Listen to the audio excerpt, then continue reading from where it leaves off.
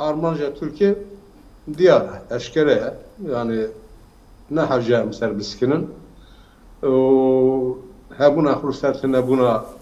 gel Kürt liser deskefti tenebuna deskefti gel Kürt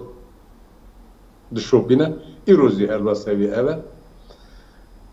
herişi Türkiye le derva şinur evet şeva ben seknandın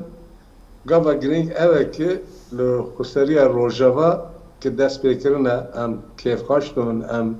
gelemezi ve serbilint ve nabera vek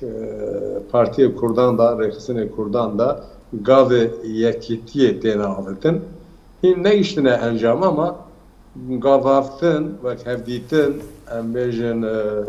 ev bu zaten heviye kemezin şeydike eğer yekiti çıpek vere yekitiye mayinde nabera tebdemi ve enekesi de zahmet zora em dizanın ve gerek aslında giyenin li Kürt dünya em mecbur îro ke em çiqas navbera me da em bên pirsgirêkê girîng hem zî hebin em car dê yekitiya xwe tê bînin. Niha gelê Kürt